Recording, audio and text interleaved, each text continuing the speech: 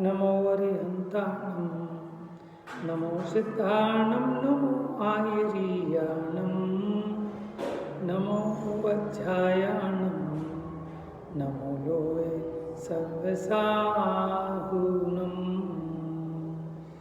एष सुरासुरमणुसं वन्दितं धोदगायिकं ममलं प्रणमामि वण्डमानं तित्थं धम्मस्य कर्तारम्।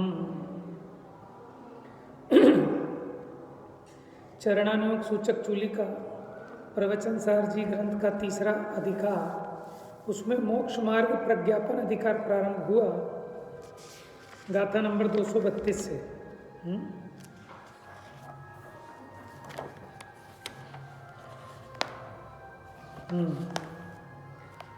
232 में बताया था कि श्रवण एकाग्रता को प्राप्त होते हैं। एकाग्रता पदार्थों के निश्चयवान के होती है और पदार्थों का निश्चय आगम के द्वारा होता है, इसलिए आगम में व्यापार मुख्य है। फिर 232 नंबर की गाथा में बताया था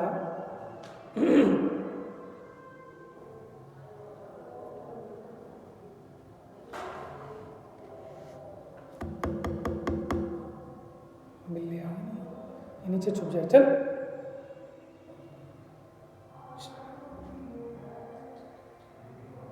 ध्यान रखना, वहां से निकली नहीं निकली, थोड़ा निगाह रखना ना।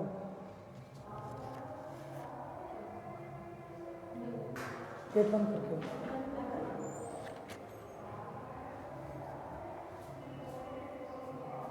हाँ, 233 नंबर की गाथा में बताया था कि जो श्रवण आगमहीन है, जो श्रवण आगमहीन है वो आत्मा को नहीं जानते, पर को नहीं जानते और पदार्थों को नहीं जानता, वो भिक्षु कर्मों का क्षय किस प्रकार करेगा। फिर 234 नंबर की गाथा में कहा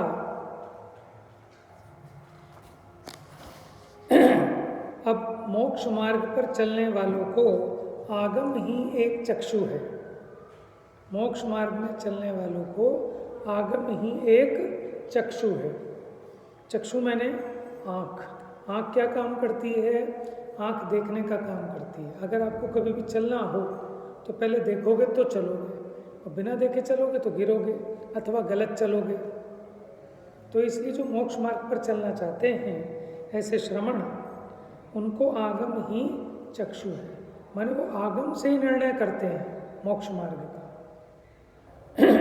पेज नंबर 435 गाथा 234। आगम चक्षु साहू इंद्रिय चक्षुणि सर्वभूतानि देवाय ओहि चक्षु सिद्धा पुण सर्वदो चक्षु। क्या कहते हैं? आगम चक्षु साहू।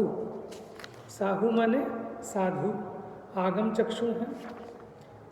इंद्रिय चक्षुणि सर्वभूतानि, भूत माने होते हैं जीव, सब जीव क्या है? इंद्रिय चक्षु हैं, माने इन इंद्रिय वाली आंखों से देखते हैं। देवा या ओहि चक्षु, देव कैसे हैं? वो अवधि चक्षु हैं, वो अवधि ज्ञान से देखते हैं। सिद्धापुण सर्वदो चक्षु, और सिद्ध भगवान सर्वतः चक्षु है, मानो सर्वात्म प्रदेशों से सब कुछ जानते हैं।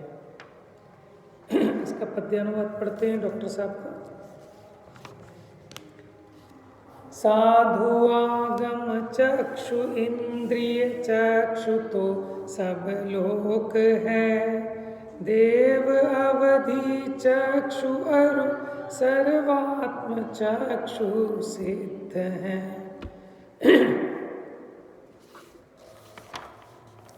साधु आगम चक्षु हैं, सर्व प्राणी इंद्रिय चक्षु वाले हैं, इंद्रिय माने चमड़े की आंख वाले। देव अवधि चक्षु हैं, माने वो अवधि ज्ञान से देखते हैं। और सिद्ध सर्वतः चक्षु हैं, माने सब ओर से चक्षु वाले हैं। टीका, प्रथम तो इस लोक में भगवंत सिद्ध ही शुद्ध ज्ञानमय होने से सर्वतः चक्षु है। क्या कि सिद्ध भगवान पूर्ण शुद्ध हो गए, इसलिए वो सर्वतः चक्षु है, माने वो अपने सर्वात्म प्रदेशों से सब कुछ देखते जानते हैं। और शेष सभी भूत, भूत माने जीव प्राणी, मूर्त द्रव्यों में ही उनकी दृष्टि लगने से इंद्रिय चक्षु हैं। क्योंकि ये जो इंद्रिय वाले चक्षु हैं ये सिर्फ रूप को ही दिखा सकते हैं, मूर्तिक पदार्थ के वर्ण को ही विषय बना सकते हैं। तो जो संसारी प्राणी हैं वो इंद्रिय चक्षु हैं, माने इंद्रियों से देखने जानने वाले हैं। देव सूक्ष्मत्व विशिष्ट मूर्त द्रव्यों को ग्रहण करते हैं, इसलिए वे अवधि चक्षु हैं। देव किसको ग्रहण करते हैं? ऐसे जो सूक्ष्म मूर्त द्रव्य हैं उनको भी जान लेते हैं, लेकिन किससे? अवधि ज्ञान से, अवधि चक्षु हैं। अथवा वे भी मात्र रूपी द्रव्यों को देखते हैं, इसलिए उन्हें इंद्रिय चक्षु वालों से अलग ना किया जाए, तो इंद्रिय चक्षु ही है। इस प्रकार यह सभी संसारी मोहों से उपहत, हत माने होता है कहता ना, इनकी हत इंद्रिया जीवित है, हत माने हत्यारी, उपहत माने जिसके द्वारा जिनका घात हुआ है। ठीक है, तो संसारी मोह से उपहत माने मोह के द्वारा ये संसारी जीवों का घात किया गया है। तो मोह से घाते हुए होने के कारण ज्ञेयनिष्ठ होने से, ज्ञान निष्ठता का मूल जो शुद्धात्म तत्व का संवेदन, उससे साध्य ऐसा सर्वथा चक्षुपना उनके सिद्ध नहीं होता। कैसे अज्ञानी मोही प्राणी ज्ञेयनिष्ठ हैं, माने जिस भी ज्ञेय को ज्ञान में जानते हैं उसी में एकत्व करते हैं, उसी में इष्टनिष्ठ बने की कल्पना करते हैं। एक अपने ज्ञान स्वभाव को नहीं जानते, क्योंकि अपने स्वभाव का शुद्धात्म तत्व का संवेदन नहीं है। और शुद्धात्म तत्व के संवेदन से ही जिसको साधा जा सकता है, क्या? वो सिद्ध दशा, माने सर्वथा चक्षुपना उनके सिद्ध नहीं होता, संसारी जीवों के ये सिद्ध नहीं होता। अब उस सर्वथा चक्षुपने की सिद्धि के लिए अब हमें सिद्धि क्या करनी है कि हमको भी सर्वथा चक्षुपना सिद्ध करना है। जैसे सिद्ध भगवान हैं तो उसके लिए भगवंत श्रवण आगम चक्षु होते हैं। आगम चक्षु किस लिए हो रहे हैं? वो मोक्ष की प्राप्ति के लिए, तो मोक्ष मार्ग है। यद्यपि ज्ञेय और ज्ञान का पारस्परिक मिलन हो जाने से उन्हें भिन्न करना अशक्य है। माने ज्ञान में जो ज्ञेय ज्ञात होते हैं, ज्ञान में से उन ज्ञेयों को हटाना, ठीक है, अशक्य है। कि आप कहो कि मुझे ऐसा ज्ञान चाहिए जिस ज्ञान में कोई भी ज्ञेय जानने में ना आए, तो ये तो पॉसिबल नहीं है। तथापि वे उस आगम चक्षु से स्वपर का विभाग करके क्या किया? आगम चक्षु से स्वपर का विभाग किया कि इसमें जो जानन रूप शक्तिमान तत्व है वो तो मैं हूँ, और इस जानने में आने वाले जो पर ज्ञेय हैं वो पर है। कैसे जाना? आगम चक्षु से। तो आगम चक्षु से स्वपर का विभाग करके महामोह को जिनने भेद डाला है, माने महामोह का अभाव कर दिया, ऐसे वर्तते हुए परमात्मा को पाकर सतत ज्ञान निष्ठी रहते हैं। माने ज्ञान में ही अपने को ज्ञान रूप देखते हैं, ज्ञान रूप जानते हैं और ज्ञान रूप ही परिणमित होते हैं। इसका नाम है ज्ञान निष्ठ। और ज्ञेय निष्ठा क्या है? माने सीमंतर भगवान की पूजा में ज्ञेय निष्ठ।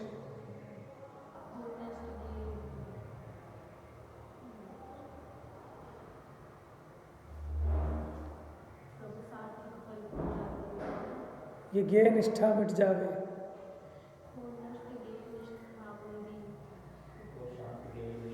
हो शांत ज्ञेय निष्ठा में। ये ज्ञेयों को जानने की और ज्ञेयों से ही अपनी सत्ता मानने की, माने ज्ञेय जानने में आए तो अपनी सत्ता मानता है, नहीं तो नहीं मानता। तो उन ज्ञेयों से अपनी सत्ता का जो अस्तित्व मानता है, भरोसा मानता है, ये ज्ञेय निष्ठा अथवा ज्ञेय लोभीपना, ज्ञेयों में ही आसक्त रहता है।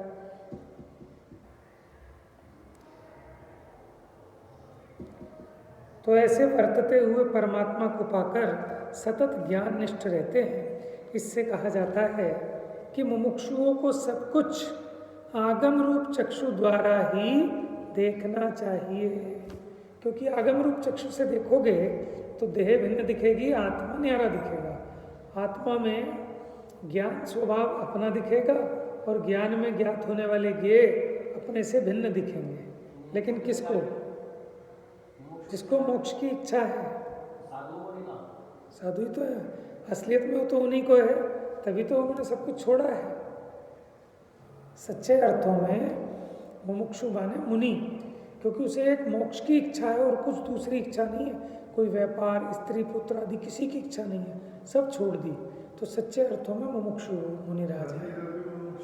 हाँ, ये कह देते हैं उपचार से, समझ में? तो नाम धर लिया नाम निक्षेप से। अगर एकांत मोक्ष की ही चाहना हो, ठीक है, तो मुनि बन जाएगा।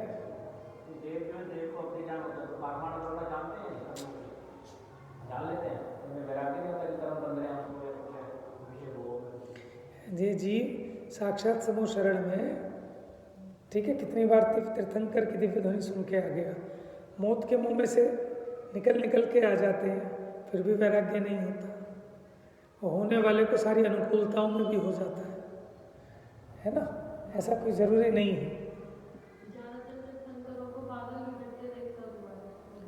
वो तो एक निमित्त मात्र बन गया, तैयारी तो भीतर से पूरी थी। अभी हमें भी तो रोज नजर आती है वैराग्य की। कहाँ वैराग्य हो रहा है? कहाँ हो रहा है? रोज पता नहीं क्या क्या होता है, कितना कुछ हो जाता है। ज़्यादातर जब जन्म कल्याण होता है, जन्म कई उनका वो होता है ना, वैराग्य तब कल्याण में ज़्यादा तीर्थंकर होगा, ऐसा है। हाँ, जन्मदिन वाले दिन ही, उसी दिन वो चक्कर ये होता होगा ना, उसमें निमित्त ये बनता होगा। जन्म कल्याणक वाले दिन उत्सव मनाए जाते होंगे। अब उन उत्सवों को देखकर उनका विचार चल पड़ता होगा कि कितने कितने जन्म धारण कर लिए, ये जन्म किस लिए लिया था, ये जन्म भाव बढ़ाने के लिए नहीं, भव के अभाव के लिए था। इसलिए जन्म दिवस के दिन ही दीक्षा लेके गए मैक्सिमम तीर्थंकर। आप तिथियां देखें ना कल्याणकों की, तो जन्म कल्याणक जिस तिथि में पड़ रहा है उसी तिथि में तप कल्याणक।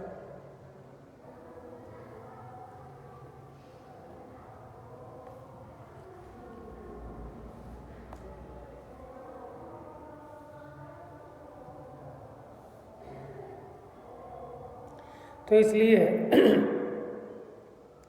गाथा में जो बल दिया वो आगम पर दिया, आगम के अभ्यास पर। आगम का अभ्यास करोगे तभी तो आपके आगम चक्षु बनेंगे। आपको कोई भी चीज़ आगम से देखनी आनी चाहिए, जड़ इंद्रियों से नहीं, क्योंकि इससे तो सिर्फ रूपी पदार्थ दिखेंगे, वो भी स्थूल। अवधि ज्ञान से भी रूपी पदार्थ दिखेंगे लेकिन सूक्ष्म। और मन पर यह ज्ञान, अवधि ज्ञान, इंद्रिय ज्ञान, ये मोक्ष मार्ग में उपयोगी नहीं है। माने बहिर्मुखी इंद्रिय ज्ञान तो आत्महितकारी है ही नहीं, लेकिन अवधि ज्ञान और मना पर यह ज्ञान भी कोई मोक्ष में हितकारी नहीं है, क्योंकि वो भी बहिर्मुखी हैं, वो भी रूपी पदार्थ को ही विषय बनाते हैं। तो आगम के अभ्यास रूप एक श्रुत ज्ञान ही एकमात्र ऐसा ज्ञान है कि जो आत्महित में साधन बनता है। उसमें सहयोगी मति ज्ञान को भी इसमें शामिल कर सकते हैं। तो यानी वो जो मति श्रुत ज्ञान है जो आगम को विषय बनाते हैं, भले ये दोनों ज्ञान परोक्ष ज्ञान हो पर है उपयोगी। पर प्रत्यक्ष ज्ञान होने पर भी अवधि और मना पर ये ज्ञान उपयोगी नहीं है। क्यों नहीं है? क्योंकि वे मात्र पुद्गल को ही जानते हैं, सबको नहीं। जबकि मति श्रुत ज्ञान का विषय छह द्रव्य है, रूपी भी और अरूपी भी, लेकिन उनकी सर्व पर्याय नहीं है। द्रव्येश्व सर्व पर्यायेषु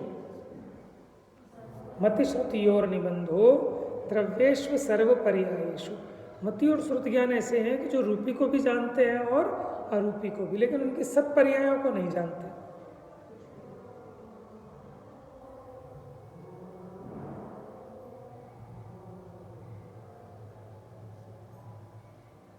अब आगे कहते हैं कि आगम चक्षु से सब कुछ दिखाई देता ही है।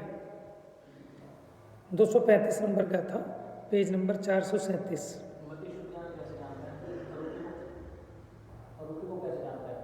देखो, मति श्रुत ज्ञान 5 इंद्रियों से भी होता है और मन से भी होता है। तो जो मन से होने वाला मति श्रुत ज्ञान है वो अरूपी पदार्थ को भी विषय बनाता है। माने आगम से जाना ना जैसे, तो वो अरूपी को भी जाना। इसीलिए टोडरमल जी ने रहस्यपूर्ण चिट्ठी में कदाचित आत्मानुभव को मनजनित भी कहा है, स्वानुभव को। समझ में आया? इंद्रियों का तो विषय नहीं है, लेकिन मन का तो विषय अरूपी पदार्थ भी है। और संसारी को इंद्रिय और मन में से कोई ना कोई ज्ञान तो रहेगा ही। जब आत्मानुभव होगा उस समय भी तो इंद्रियां तो रूपी पदार्थ को ही विषय बनाएंगी, बहिर्मुख इंद्रियों के विषय को। वो आत्मा को विषय बना नहीं सकती, तो उसमें विषय बनाता है मन। समझ में आया? इसीलिए शर्त है कि सैनी पंचेंद्रिय को ही आत्मानुभव हो सकता है, बिना मन वाले को नहीं हो सकता।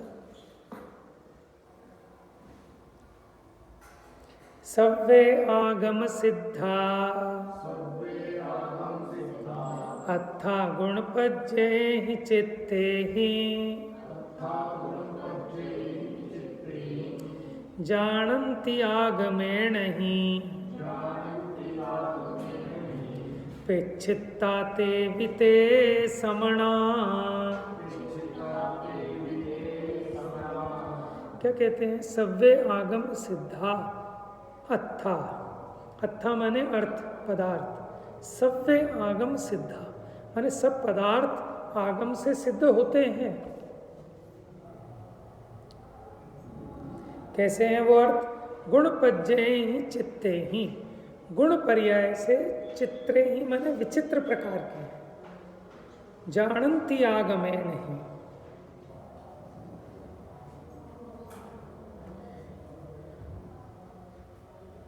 पेचित्ता माने होता है देखना, ठीक है।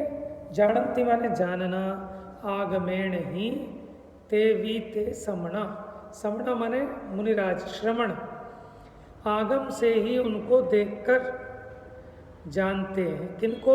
सभी पदार्थों को। टीका देखिए।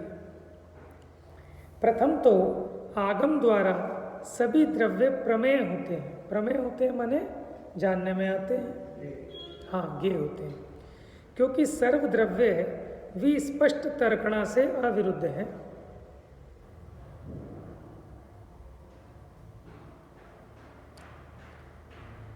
क्योंकि सर्वद्रव्य विस्पष्ट माने विशेष प्रकार से स्पष्ट तर्क उसके द्वारा अविरुद्ध है। अविरुद्ध है माने विरोध नहीं है, मेल है उसके साथ। तो किसके साथ? सर्वद्रव्य आगम अनुसार जो विशेष स्पष्ट तर्क आगम में जिन तर्कों के द्वारा समझाया उसके साथ मेल वाले हैं।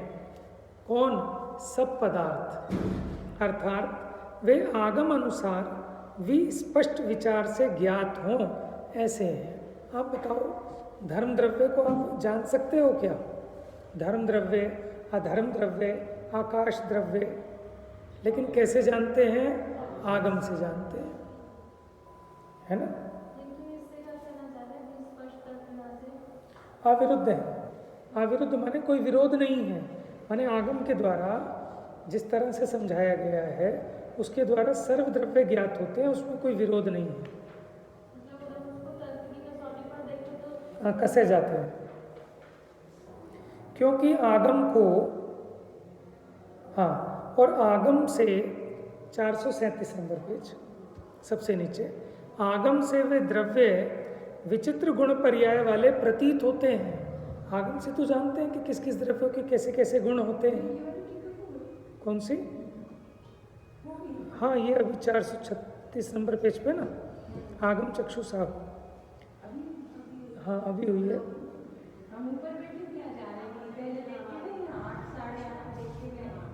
नहीं 8:30 तो हम आगे थे आज। घड़ी का भी कुछ फेर है। तो इसमें आपका कोई विशेष विचार हो तो बताओ। हमें तो अभी इसमें सिर्फ इतना ये समझ में आया कि बाकी सारे जीव तो इंद्रिय चक्षु हैं। इंद्रिय चक्षु माने इन इंद्रियों के द्वारा देखते हैं, ठीक है। और उसमें खाली चक्षु इंद्रिय की बात नहीं है। इंद्रिय चक्षु है, चक्षु कह रहे हैं देखने के अर्थ में, क्योंकि जब भी हमें किसी मार्ग पर चलना है तो चलने से पहले हमें उसको देखना पड़ेगा। और देखना उसी को है चक्षु के सेंस में कहा। चक्षु माने एक तरीके से उपलक्षण है, ठीक है, देखने के सेंस में। तो जो आगम चक्षु, क्योंकि अगर आपको मोक्ष मार्ग पे चलना है तो आगम ही चक्षु है, माने आगम के द्वारा ही आपको मोक्ष मार्ग दिखाई देगा, माने सर्व पदार्थ जानने में आएंगे। क्या नहीं, परोक्ष प्रत्यक्ष का भेद है, अभी उसकी मुख्यता नहीं कर रहे। अभी तो परोक्ष ही जानना होगा, आगम के द्वारा भी परोक्ष ही जानना होगा।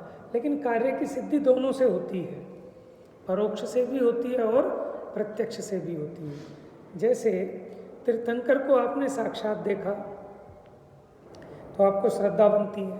अब साक्षात नहीं देखा लेकिन किसी से सुना, समझ में, शास्त्र के माध्यम से सुना, आगम के माध्यम से सुना, तो भी अपने को उसकी प्रतीति बनती है ना। तो प्रत्यक्ष से जैसी प्रतीति बनती है वैसी प्रतीति परोक्ष से भी बनती है। नहीं तो परोक्ष ज्ञान वालों को सम्यक दर्शन ही नहीं होना चाहिए था। बात समझ में आई ना, क्योंकि सम्यक दृष्टि का ज्ञान तो परोक्ष ज्ञान ही है। अभी इसमें एक चर्चा और आई दीदी कि आत्मानुभव में ये जो इंद्रिय चक्षु वाले हैं ना, तो इंद्रियों के द्वारा आत्मा आरूपी है, वो उसका विषय नहीं है, इसलिए इंद्रिय ज्ञान के द्वारा आत्मा जानने में नहीं आता। लेकिन एक प्रश्न आया कि मति श्रुत ज्ञान का विषय रूपी पदार्थ भी हैं और अरूपी भी हैं, तो अरूपी कैसे हैं? मति श्रुत ज्ञान का विषय अरूपी कैसे है? तो वो ऐसे है कि मति श्रुत ज्ञान खाली इंद्रियों के द्वारा ही नहीं, मन के द्वारा भी प्रवर्तता है, और मन का विषय अरूपी भी है। इंद्रियों का विषय तो अरूपी नहीं है, लेकिन मन का विषय अरूपी भी है। इसीलिए पंडित टोडरमल जी साहब ने रहस्यपूर्ण चिट्ठी में स्वानुभव को मन जनित भी लिखा।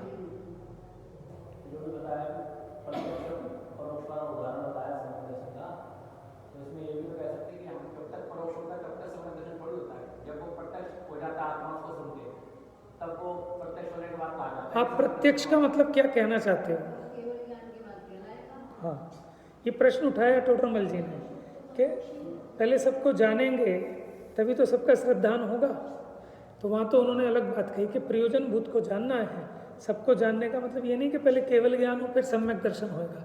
दूसरा जो तुम कह रहे हो वो स्वानुभव को प्रत्यक्ष कह रहे हो, तो वहाँ जो स्वानुभव है वो स्वाद प्रत्यक्ष है, आत्मा परोक्ष है, लेकिन स्वाद प्रत्यक्ष है। मुझे एक बात बताओ, आप मेला देख के नहीं आए, मैं मेला देख के आया तो मुझे स्वाद आया। अब मैंने आपको आके मेला सुनाया, मेले में क्या क्या मज़ा आया, तो वो मेले का मज़ा सुनकर आपको भी स्वाद आया। वो स्वाद तो आपको प्रत्यक्ष है, लेकिन वो मेला परोक्ष है। बात समझ में आई? तो ऐसे ही आत्मा, केवली भगवान तो प्रत्यक्ष देखते हैं आत्मा को, उसके सब द्रव्य गुण पर्यायों को, और जो छद्मस्त हैं वो आगम के द्वारा परोक्ष देखता है। लेकिन परोक्ष देखने पर भी उसको उसकी प्रतीति जो बनती है और उस प्रतीति से जो निराकुलता होती है उसका जो स्वाद होता है, ठीक है, वो स्वाद प्रत्यक्ष है, अनुभव प्रत्यक्ष। हाँ, प्रदेश प्रत्यक्ष नहीं है। हालांकि अनुभव ज्ञान को कहते हैं, अनुभव ज्ञान गुण की अभी कल पढ़ रहे थे ना, दर्शन, अनुभव और वृत्ति, शायद जयसेनाचार्य की टीका में आया था। तो दृष्टि, अनुभव और वृत्ति, और पंचाध्याय में भी लिखा अनुभव ज्ञान गुण की पर्याय है।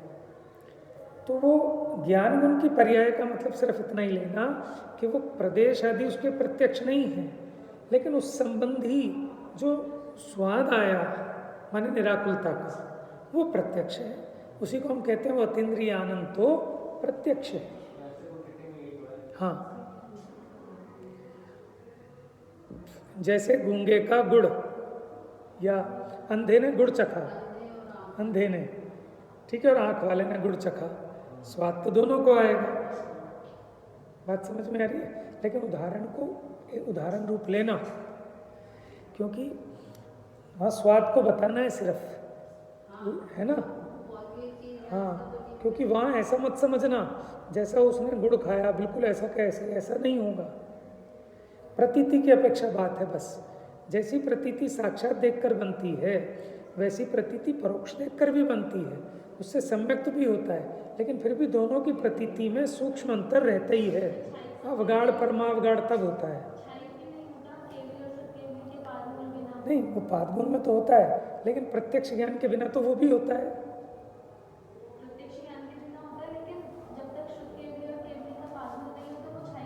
हाँ, वो तो उसमें देखो थोड़ी मजबूती बढ़ती है कि एक आगम से सुनना ऐसे और एक साक्षात केवली भगवान के पादमूल में सुनना।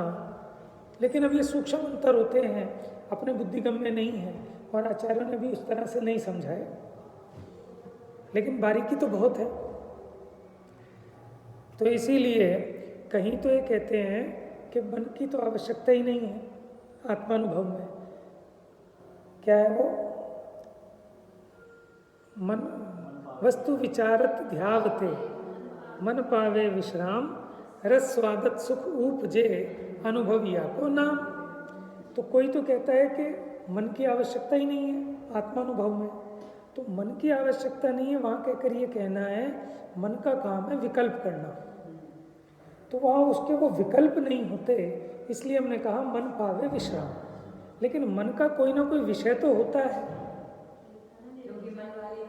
मन वाले को ही होगा, बिना मन वाले को सम्यक दर्शन नहीं होता। तो ये प्रश्न उठाता है एक जगह, हाँ, कि कोई कहे जब इंद्रिय और मन की आवश्यकता नहीं है आत्मानुभव में, फिर ये शर्त क्यों है कि मन वाले को ही होगा? तो उसका अर्थ एक ये भी है कि उतना क्षेपक्षम कि वो अपने आत्मा को विषय बना सके, वो सैनी पंचेंद्रिय के ही होता है। ठीक है, एक बात तो वो है, और दूसरा ये भी है माने असलियत में तो वो ज्ञान की योग्यता का विकास, उसे ही हम मन कह रहे हैं ना। तो इसलिए विरोध नहीं है। और कोई कहे कि मन जनित है तो वो भी कोई बात दिक्कत नहीं है। हाँ, सही बात है। तो अन्वेषण के काल में वही विकल्प साधक हैं, और जब अनुभव करना हो तो वो विकल्प बाधक है उसमें।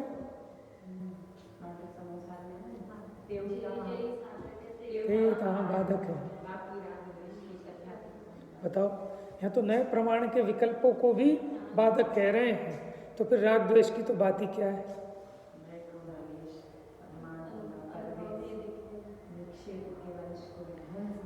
और देवों को अवधि चक्षु कहा क्योंकि वो अवधि ज्ञान से सब सूक्ष्म लेकिन रूपी पदार्थों को ही जानते हैं। यद्यपि देव इंद्रिय चक्षु भी हैं, अवधि चक्षु तो इसलिए कहा क्योंकि उनकी एक स्पेशलिटी है कि अवधि ज्ञान से विशेष जानते हैं। हाँ, नर की नहीं गिना है, लेकिन वो विभंगा अवधि की मुख्यता रहती है, इसीलिए नहीं गिनाए होंगे। लेकिन मिथ्या दृष्टि देवों को विभंगा अवधि ज्ञान नहीं गिनाया। देवों नारकियों के अर्थ में तो विभंगा अवधि लिखा मिलता है, यद्यपि मिथ्या दृष्टि के कुअवधि होगा, ये बात तो पक्का है। हाँ, मतलब मेरे को इस तरह पढ़ने में नहीं आया। नहीं, विभंग का है तो कुअवधि के लिए ही, लेकिन नारकी के प्रसंग में मतलब जो मेरे को ख्याल में नहीं आया इस प्रकार का। बाकी खोजना कि देवों के लिए कहीं लिखा क्या विभंगा अवधि? कुअवधि तो है मिथ्या दृष्टि के, लेकिन जो विभंगा अवधि का नाम दिया ना, वो नरक के परिप्रेक्ष्य में ही यूज किया है। कुछ ना कुछ रहस्य तो होगा, कुछ और भी हो सकता है रहस्य उसका।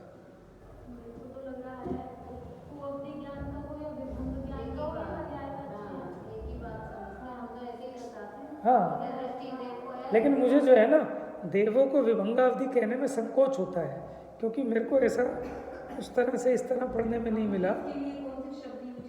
हाँ हाँ, तो अंतर है ना, बिल और विमान में तो अंतर है। लेकिन उस शब्द की अलग अलग महत्ता रहती है।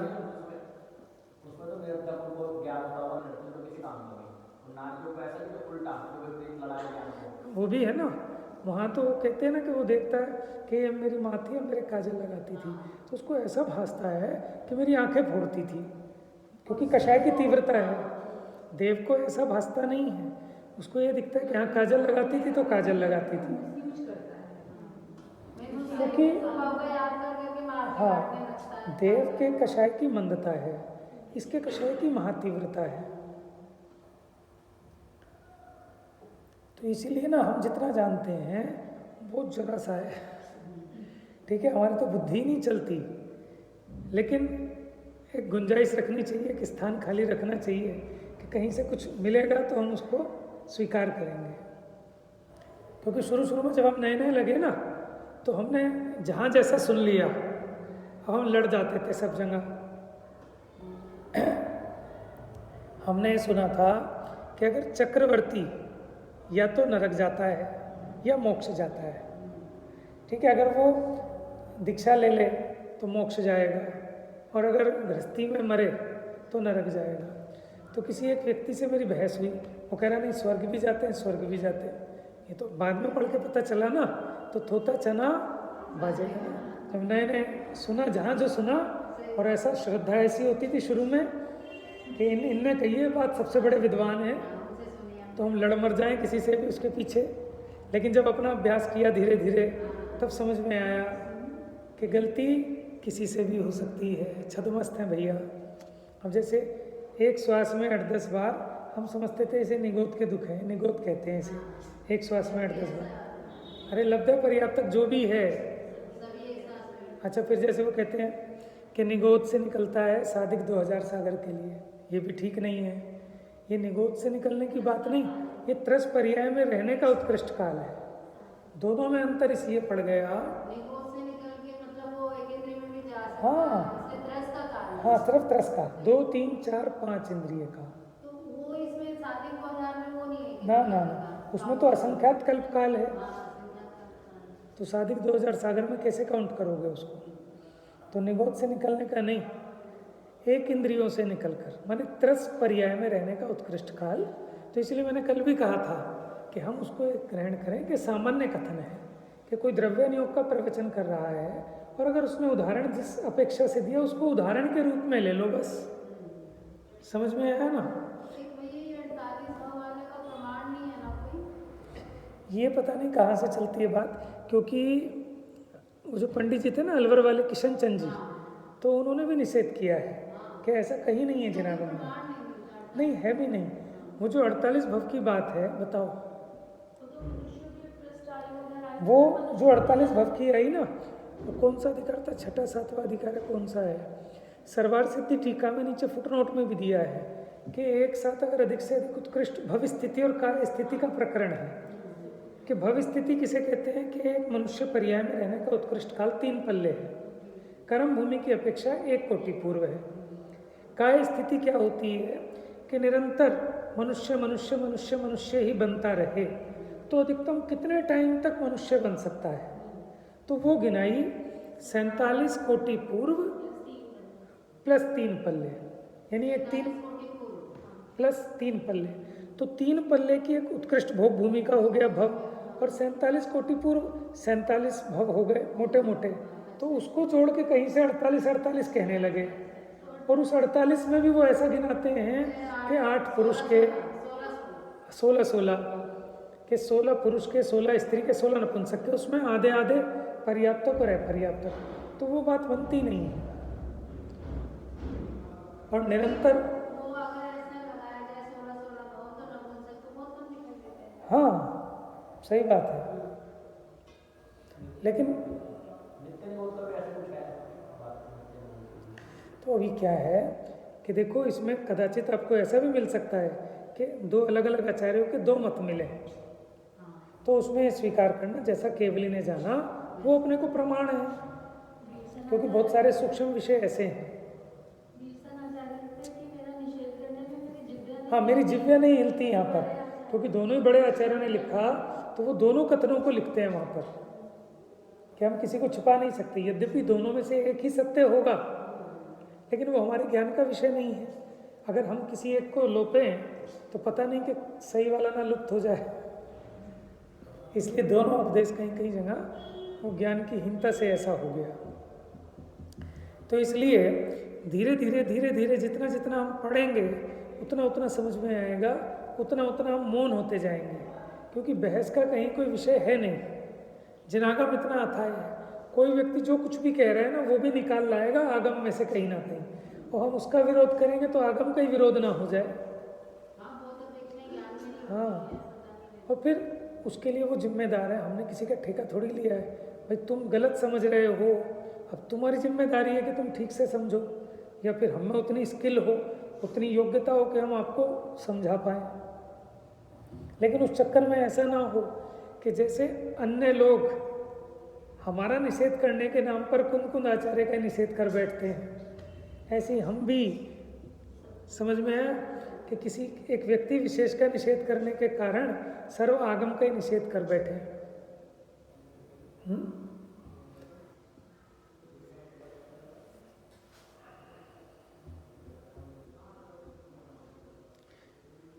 तो इसलिए यहाँ इन्होंने कहा, और सिद्ध भगवान सर्वथा चक्षु है।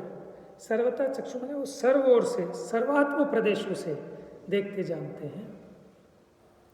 तो अब क्या करें कि अपने को अगर मोक्ष मार्ग को प्राप्त करना है तो आगम चक्षु साहू कैसे हैं कि आगम से देखते हैं।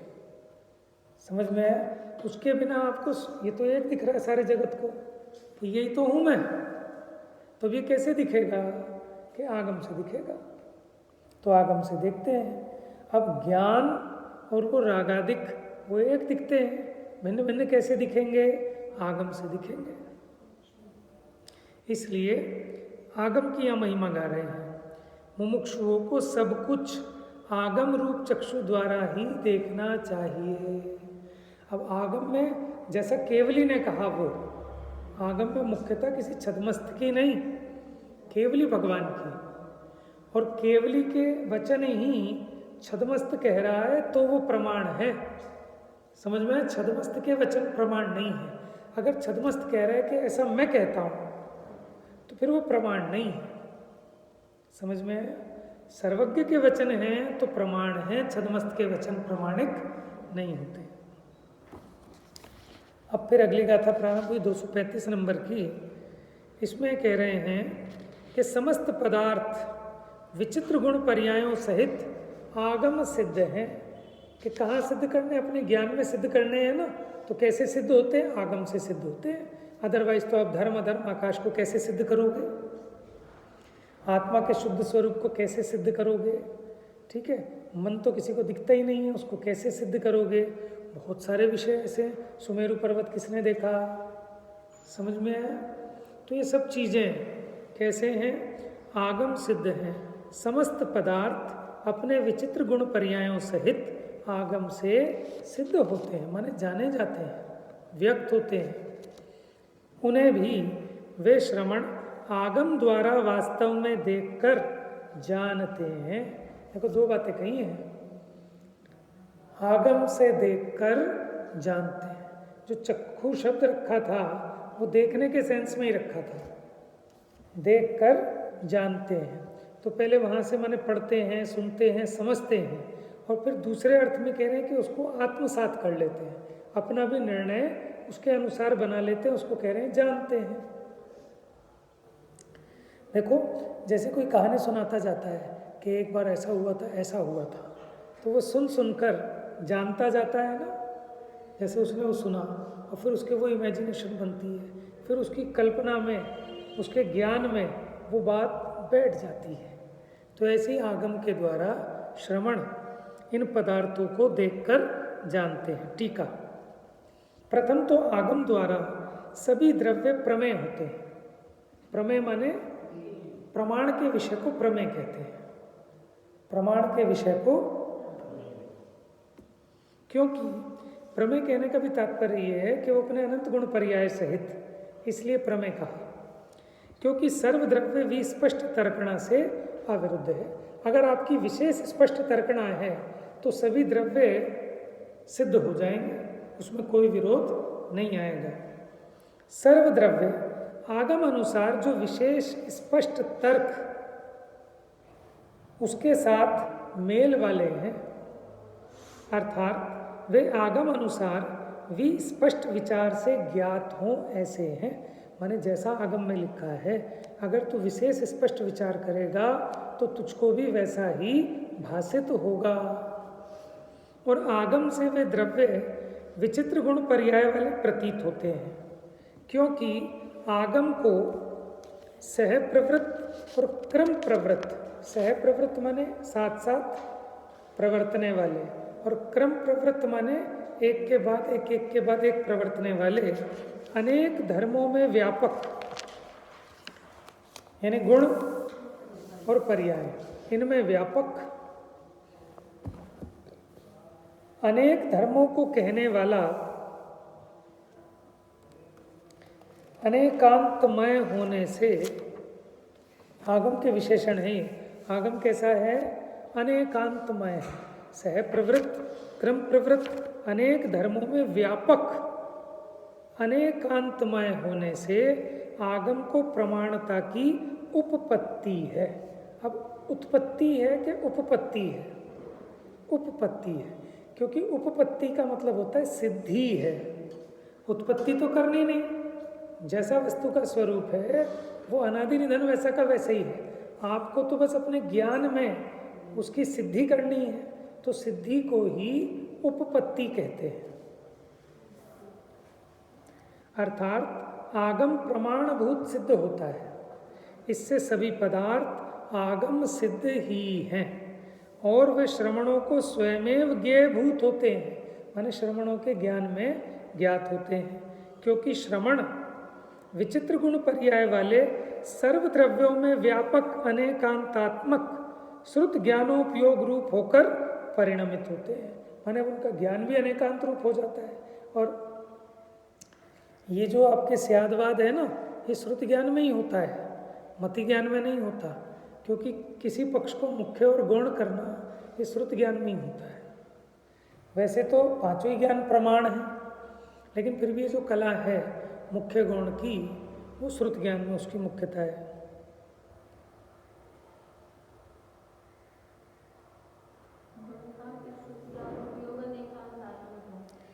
श्रुत ज्ञानोपयोग रूप होकर परिणमित होते हैं। क्या कहा?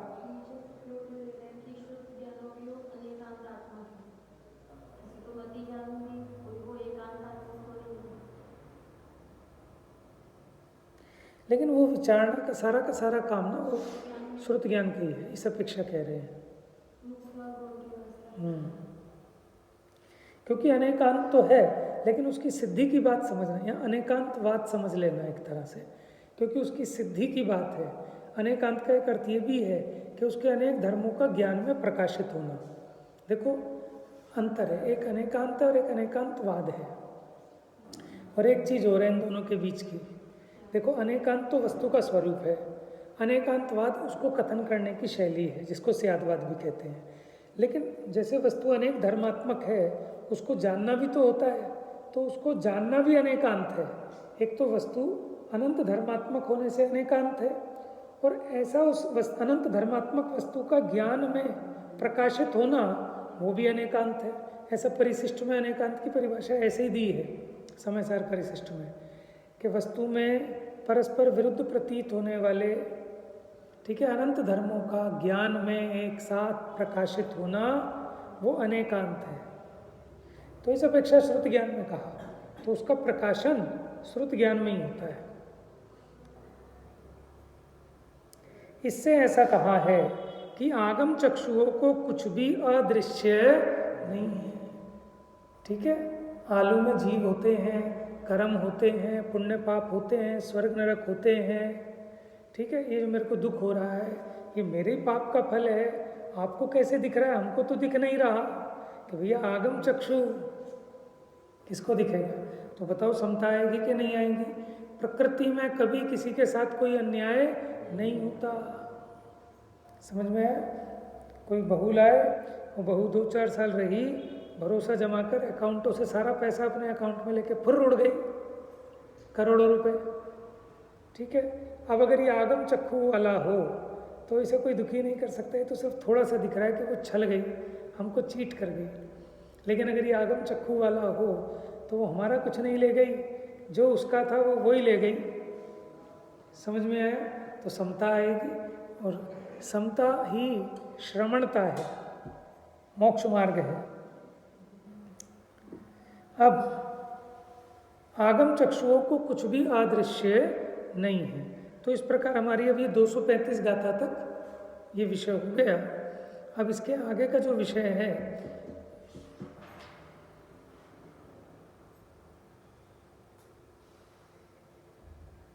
अब ये सिद्ध करेंगे कि अकेले आगम ज्ञान नहीं, तत्संबंधी तत्व श्रद्धान और तत्संबंधी संयम, तीनों मिलकर मोक्ष मार्ग होते हैं। एक अकेले से मोक्ष मार्ग नहीं होता। तो दर्शन ज्ञान चारित्र की एकता, वो मोक्ष मार्ग है। अब उसकी चर्चा प्रारंभ होगी, वो अपना 10 दिन बाद, जब भी अपना प्रोग्राम पूरा होने के बाद इसको कंटिन्यू करेंगे। अभी थोड़ा सा प्रकरण ये चलेगा कि तीनों ही जरूरी हैं, तीनों में से एक भी कम हो तो अकेले अकेले एक से मोक्ष मार्ग नहीं होता। क्यों नहीं होता? जा वाणी के ज्ञान से सूझे लोकालो, सो वाणी मस्तक नमो सदा देत